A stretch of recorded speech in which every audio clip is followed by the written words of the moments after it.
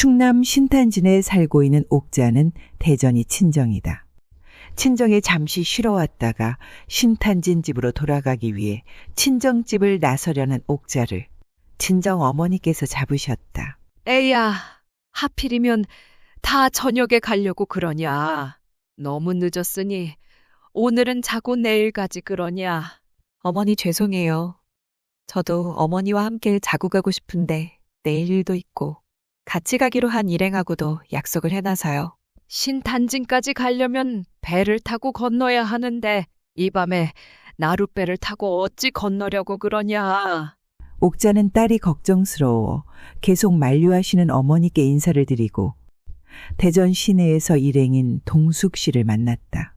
이미 해도 저문 늦은 저녁이라 두 사람은 나루터를 향해 바삐 걷던 중 동숙 씨가 먼저 말을 건넸다.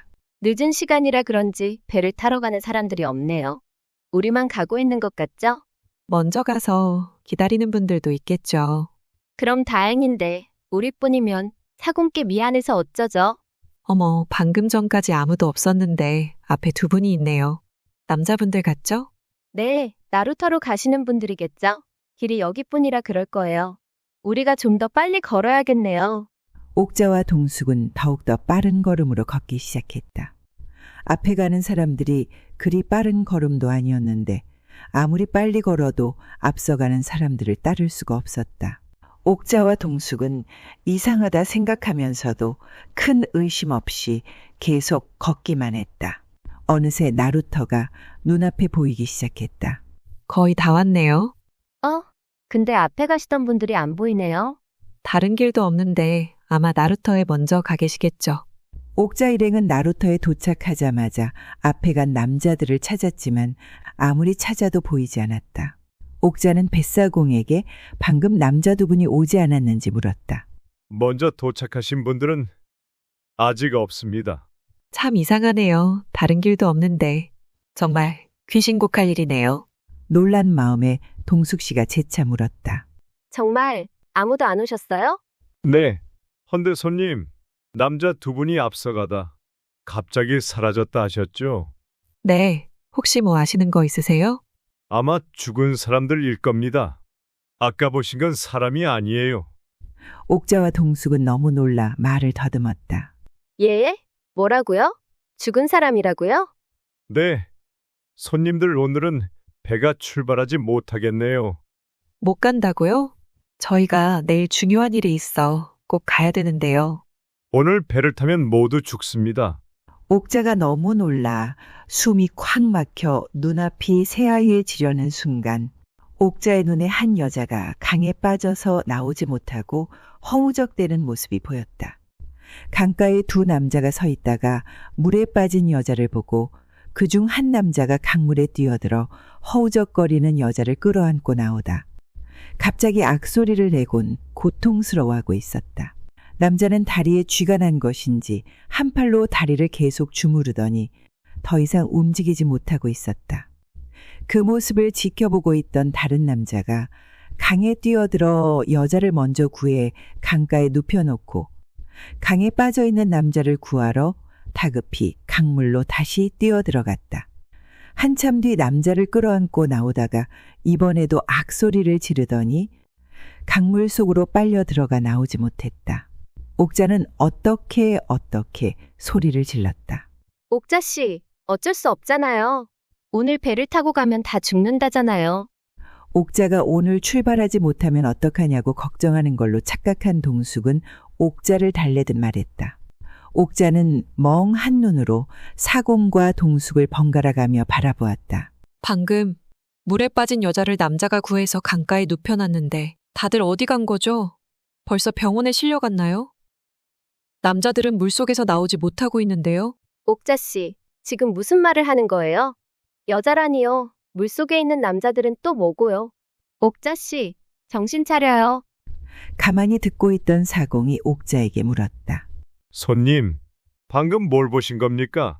옥자는 사공께 자신이 방금 본 것들을 이야기하기 시작했다.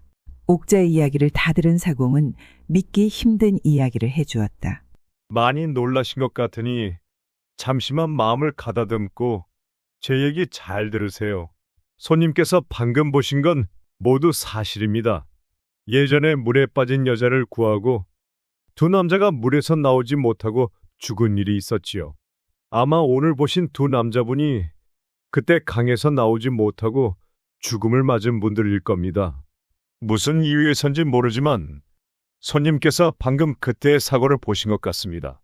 옥자는 죽은 사람들과 그때의 사건을 자신이 왜 보게 됐으며 현실같이 생생한 건지 왜 이런 일이 일어난 건지 무섭기보다는 오히려 기가 막혔다. 옥자는 정신을 차리고 사공께 그때의 여자분은 살았는지 물었다. 글쎄요. 잘은 모르겠지만 손님께서 남자들만 보셨으니 아마도 살지 않았겠습니까? 사공 어르신, 혹시 배가 뒤집혀 사람들이 목숨을 잃은 적이 있었나요? 여러 번 있었지요. 오늘도 그냥 지나치고 배를 탔다면 아마 모두 죽었을 겁니다. 허니, 오늘은 저희 집에서 주무시고 내일 배를 타시죠. 옥자 일행은 사공의 집에서 밤을 지내고 다음 날 배를 타고 신탄진으로 돌아갔다. 옥자는 사공에게 들은 말들과 자신이 본 모든 것을 지울 수가 없었다. 어머니 말씀을 듣고 어머니와 함께 자고 왔더라면 아무 일도 없었을 텐데 두 남자가 사라졌어도 급한 마음에 사공께 아무 말 않고 배가 출발했더라면 우린 모두 죽었을지도 몰라. 옥자는 생각만 해도 끔찍스러워 온몸에 소름이 돋았다. 옥자는 그날의 환상이 자꾸 떠올라 몇 날 며칠을 제대로 먹지도 자지도 못했다. 나와는 아무런 연고도 없는 사람들인데 아무리 생각을 해봐도 그냥 지나칠 수가 없어 친정 어머니께 모든 말씀을 드렸다.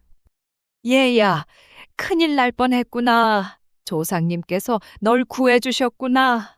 나도 믿는 건 조상님뿐인데 혼잣말을 하시며 곰곰이 생각을 하시더니 그냥 지나갈 일이 아닌 것 같구나. 우리가 종교는 없다만 어미 마음엔 큰 절을 찾아가 큰 스님을 만나보면 무슨 답을 주시지 않을까 싶구나. 옥자는 어머니 말씀대로 큰절이 큰 스님을 찾아가 모든 말씀을 드리고 어찌해야 할지 여쭈었다.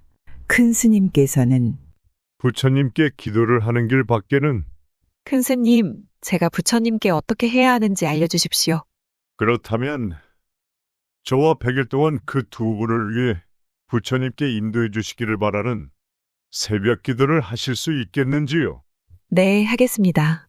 그럼 보살님, 강 이름과 주소를 알아오십시오. 옥자는 큰 스님과 100일 기도를 시작했다. 옥자는 직업군인이었던 남편이 전쟁터에서 전사한 후 혼자 어린 남매를 키우며 살고 있었다. 남편처럼 사람을 구하려다 억울하게 생명을 잃은 두 남자를 보게 되니 옥자는 남편이 생각나 더욱더 마음이 아팠다. 옥자는 매일 부처님께 드리는 기도가 끝나면 불이 나게 집으로 돌아와 아이들을 챙겨 학교를 보내고 일터로 가야 했다. 회사에서 일감이 많은 날은 밤을 새며 일을 하곤 했었다. 하루는 함께 일하는 동료가 걱정되었는지 옥자에게 물었다. 옥자 씨, 요즘 많이 피곤해 보여. 무슨 일 있어? 아니, 나 아무렇지도 않은데. 기도의 아이들 그리고 회사 일까지 너무 바빠 한시도 쉬지 못하는 날도 있고 한숨도 자지 못하는 날들도 많았지만 그래도 옥자는 힘들지 않았다. 이외에도 100일 기도 중에 힘들고 어려운 일들이 많이 있었지만 옥자는 모두 이겨내고 마지막 날까지 100일 기도를 무사히 마쳤다. 기도를 다 마친 날 저녁 옥자가 집에서 잠을 자던 중 부처님께서 오시어 옥자를 부르셨다. 옥자는 부처님을 뵙고 깜짝 놀라 자신도 모르게 부처님께 큰 절을 올렸다. 여인이요, 아무런 연고도 없는 사람들을 구하기 위해 정성을 다한 그 마음이 하늘에 다가와 네, 여인에게 왔노라. 여인이요, 두 사람은 구해졌으니 걱정 말라. 말씀을 남기시고 부처님께서는 사라지셨다. 부처님, 부처님! 옥자가 아무리 불러보았지만 부처님께서는 보이지 않으시고 갑자기 옥자의 눈앞에 넓고 푸른 초원이 펼쳐졌다. 깜짝 놀란 옥자가 두 눈을 비비고 다시 바라보니 큰 날개가 달린 두 마리의 말이 서 있었다. 그곳으로 두 남자가 걸어와 옥자에게 큰 절을 하고 환하게 웃으며 말을 타고는 하늘로 오르는데 그 뒤를 이어 많은 사람들이 꽃수레를 타고 함께 올라가는 모습을 보며 옥자는 너무 좋아 손을 흔들다가 잠에서 깨어났다. 옥자는 비록 꿈이지만 웅장하시고 황홀하시며 눈부신 부처님께 고맙습니다, 부처님. 저 남자분들도 구해주시고 그곳에서 목숨을 잃은 다른 분들도 함께 구해주셔서 감사합니다. 말씀을 올렸다. 옥자는 백일 기도를 할 때 배가 뒤집혀 허망하게 목숨을 잃었던 다른 분들도 구해주시길 기도했었다. 감사함에 몇 번이고 절을 올리며 옥자는 하염없이 눈물을 흘렸다. 다음날 백일 기도를 함께 올려주신 큰 스님을 찾아가 어젯밤 꿈을 말씀드렸다. 큰 스님께서는 환히 웃으시며 말씀하셨다. 보살님 정성이 그리도 지극하시더니 부처님께서 모두 구해주셨습니다. 함께 해주신 큰 스님 덕이 크셨습니다. 감사합니다. 헌데 큰 스님, 제가 하나 이해가 되지 않는 부분이 있습니다. 배를 뒤집히게 만들어 많은 사람들을 죽게 했는데도 부처님께서는 구해주시나 봅니다. 죽은 사람이 산 사람을 해치는 일은 없습니다. 배가 뒤집힌 것은 그저 그날 배가 뒤집어진 거지요. 배가 뒤집힐 것을 알고 있으나 배를 타지 말라는 말을 할 수 없으니 사람들에게 알려주려고 죽은 사람이 산 사람에게 보이는 겁니다. 두 남자분들은 물에 빠진 사람을 구하려다 목숨을 잃은 의인입니다. 자신들이 죽은 것도 원통한데 다른 사람들을 죽이겠습니까? 큰 스님, 이제 무엇인지 조금 알 것 같습니다. 보살님께서는 조상님의 음덕이 많이 크신 분이십니다. 큰 스님, 감사합니다. 옥자는 합장으로 큰 스님께 인사를 드리고 절을 내려왔다. 그 일이 있은 얼마 후 그 강에 다리가 놓아져 더 이상 배를 타고 그 강을 건너는 일은 없었다고 합니다. 옥자의 가정 역시 무슨 일을 하든 다 잘되어 항상 평온하였으며 옥자의 아이들도 자신들이 하려는 일이 전부 다 뜻대로 이루어져 모두가 행복했다고 합니다. 죽은 사람을 본 후 배가 뒤집혀 배를 탄 사람들이 죽으면 귀신이 그랬다고들 합니다. 하지만 만약 배가 뒤집히는 사고가 날 것을 미리 알고 배를 타지 말라고 알려주는 것이라면 우린 모두 잘못 알고 있지 않았나 싶습니다. 여러분, 다음 편을 기대해 주세요. 구독과 좋아요는 글을 쓰는데 아주 큰 도움이 됩니다. 꼭 눌러주세요. 꾹!